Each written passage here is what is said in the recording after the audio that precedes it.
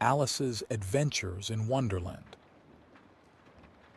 Chapter 10. The Lobster Quadrille.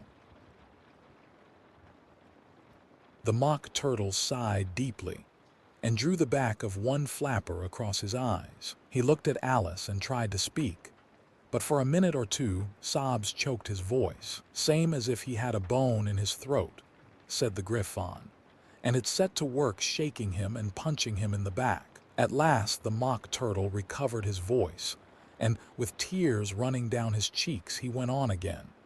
"You may not have lived much under the sea." "I haven't," said Alice. "And perhaps you were never even introduced to a lobster." Alice began to say, "I once tasted," but checked herself hastily and said, "No, never." "So you can have no idea what a delightful thing a lobster quadrille is." "No, indeed," said Alice. "What sort of a dance is it?" "Why," said the Griffon, "you first form into a line along the seashore." "Two lines," cried the Mock Turtle. "Seals, turtles, salmon, and so on. Then, when you've cleared all the jellyfish out of the way."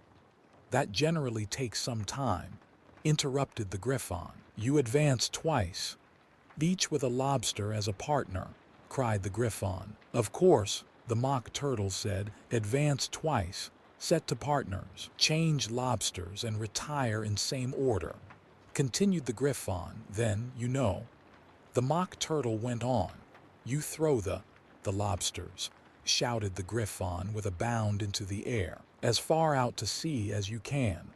"Swim after them," screamed the Griffon. "Turn a somersault in the sea," cried the Mock Turtle, capering wildly about. "Change lobsters again," yelled the Griffon at the top of its voice. "Back to land again, and that's all the first figure," said the Mock Turtle, suddenly dropping his voice, and the two creatures, who had been jumping about like mad things all this time, sat down again very sadly and quietly and looked at Alice. "It must be a very pretty dance," said Alice timidly.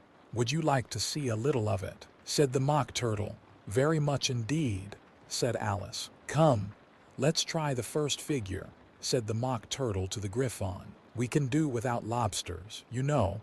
Which shall sing?" "Oh, you sing," said the Griffon. "I've forgotten the words." So they began solemnly dancing round and round Alice, every now and then treading on her toes when they passed too close, and waving their forepaws to mark the time, while the Mock Turtle sang this, very slowly and sadly.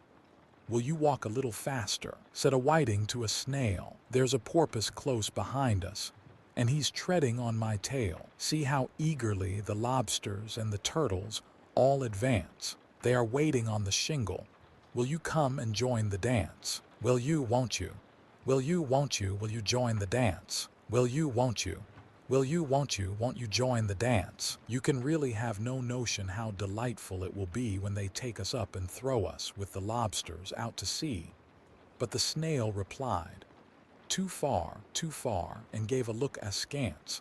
Said he thanked the whiting kindly, but he would not join the dance. Would not, could not, would not, could not, would not join the dance. Would not, could not, would not, could not join the dance. "What matters it how far we go?" his scaly friend replied. "There is another shore, you know, upon the other side. The further off from England, the nearer is to France. Then turn not pale, beloved snail, but come and join the dance. Will you, won't you? Will you, won't you, will you join the dance? Will you, won't you? Will you, won't you join the dance?" "Thank you. It's a very interesting dance to watch," said Alice, feeling very glad that it was over at last. "And I do so like that curious song about the whiting." "Though, as to the whiting," said the Mock Turtle, "you've seen them, of course." "Yes," said Alice. "I've often seen them at Din." She checked herself hastily. "I don't know where Din may be," said the Mock Turtle, "but if you've seen them so often, of course you know what they're like." "I believe so," Alice replied thoughtfully. "They have their tails in their mouths, and they're all over crumbs." "You're wrong about the crumbs," said the Mock Turtle. "Crumbs would all wash off in the sea, but they have their tails in their mouths, and the reason is Here the Mock Turtle yawned and shut his eyes. Tell her about the reason and all that, he said to the Griffon. The reason is, said the Griffon, that they would go with the lobsters to the dance.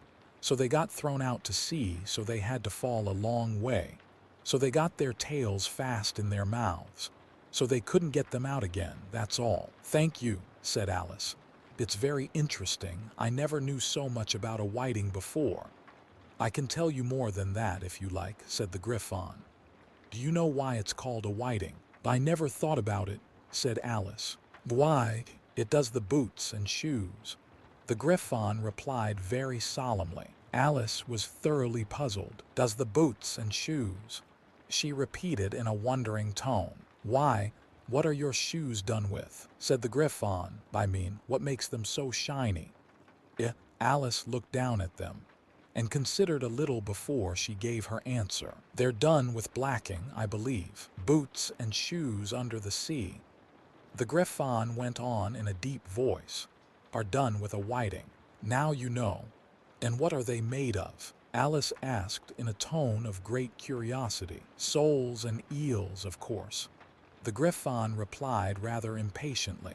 Any shrimp could have told you that. If I'd been the whiting, said Alice, whose thoughts were still running on the song, I'd have said to the porpoise, keep back, please, we don't want you with us.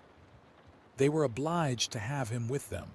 The Mock Turtle said, no wise fish would go anywhere without a porpoise. Wouldn't it really? Said Alice in a tone of great surprise. Of course not, said the Mock Turtle.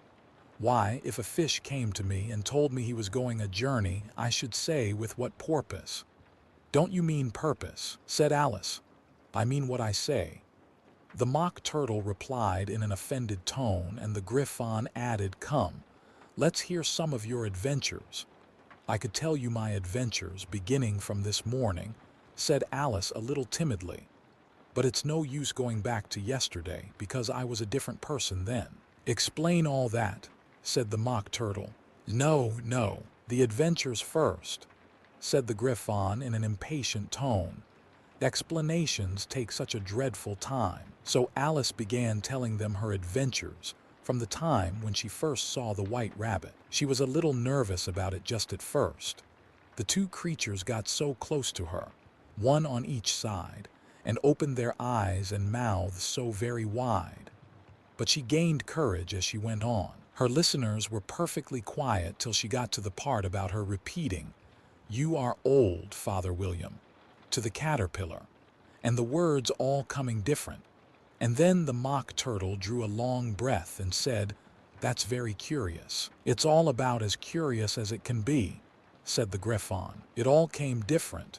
The Mock Turtle repeated thoughtfully, I should like to hear her try and repeat something now. Tell her to begin. He looked at the Griffon as if he thought it had some kind of authority over Alice. Stand up and repeat, 'tis the voice of the sluggard, said the Griffon. How the creatures order one about, and make one repeat lessons, thought Alice. I might as well be at school at once. However, she got up and began to repeat it. But her head was so full of the lobster quadrille that she hardly knew what she was saying. And the words came very queer indeed.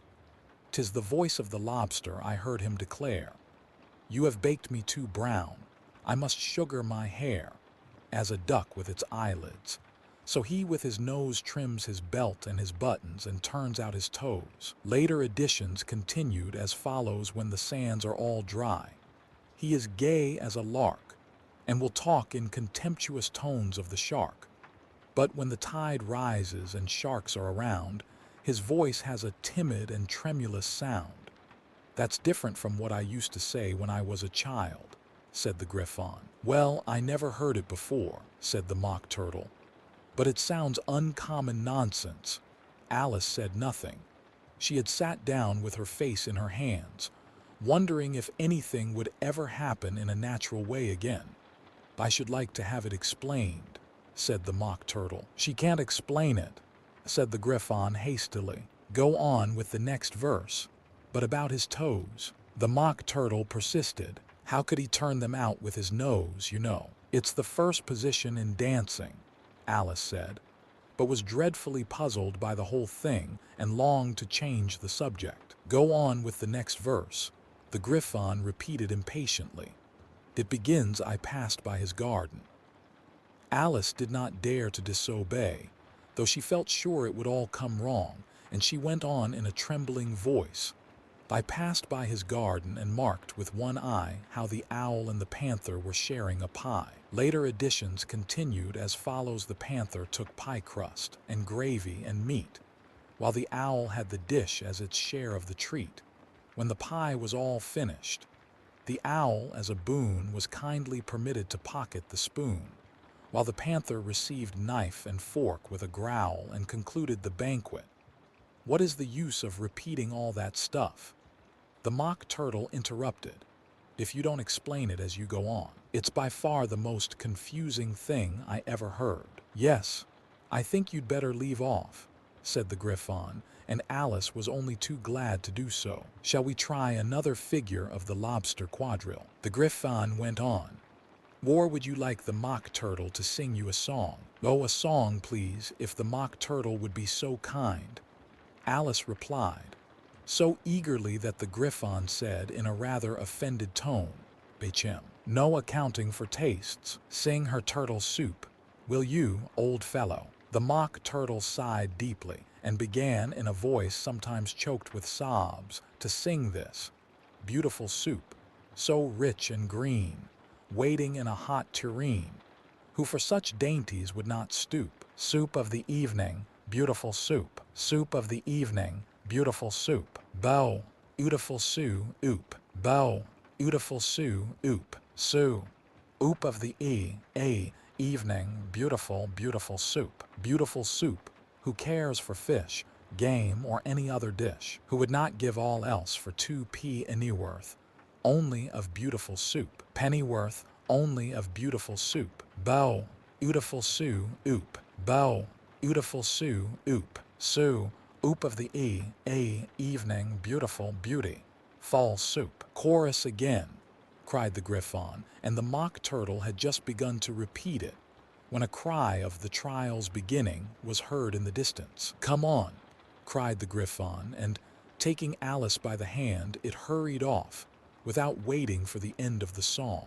What trial is it? Alice panted as she ran, but the Griffon only answered, come on, and ran the faster while more and more faintly came, carried on the breeze that followed them, the melancholy words, Sou, oop of the evening, beautiful, beautiful soup.